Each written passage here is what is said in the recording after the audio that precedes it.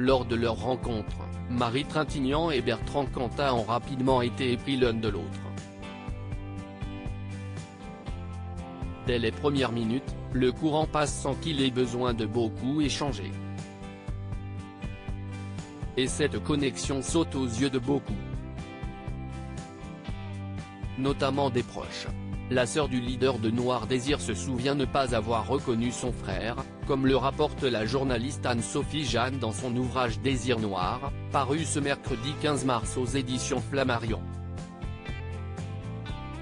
Un livre qui revient sur la rencontre de l'actrice et de son compagnon, jusqu'à ce que ce dernier ne la quitte à roues de coups, jusqu'à la laisser dans un état gravissime, avant qu'elle ne décède quelques jours plus tard, dans une clinique de Neuilly-sur-Seine. Estiane, la sœur de Cantat, qui présente Marie Trintignant à celui-ci, en couple alors avec Christina, son épouse, enceinte de 7 mois de leur deuxième enfant. Sa peau est marquée, mais quand il la dévisage, il a le regard bleu malicieux d'un petit garçon, écrit la journaliste. Marie est d'une beauté troublante, mystérieuse. Soudain, ils ont 12 ans d'âge mental, ils n'osent pas se regarder, lit-on. Anne n'a jamais vu son frère comme ça. Elle remarque que Marie, toujours à faire le clown d'habitude, se comporte comme une petite fille timide.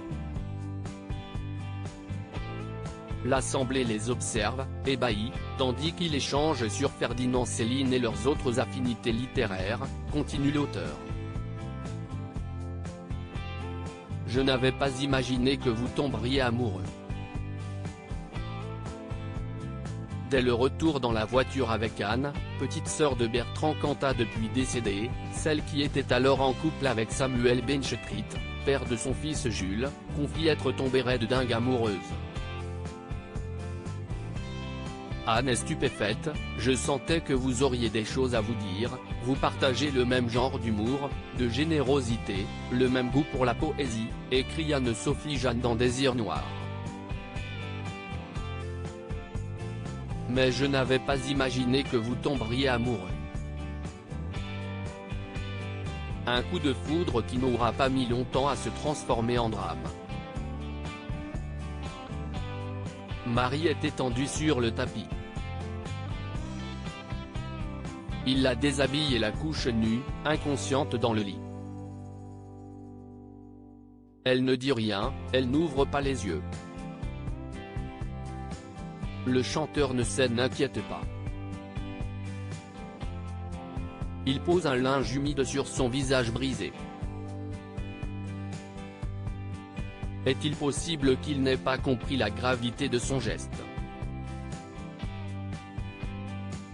Un peu après minuit et demi, la concierge qui a entendu comme des coups de poing sur la table, des glissades de chaises sur le sol et des chutes de chaises, tape à la porte pour leur demander de faire moins de bruit, rapporte aussi la journaliste, faisant le récit de la nuit de l'horreur.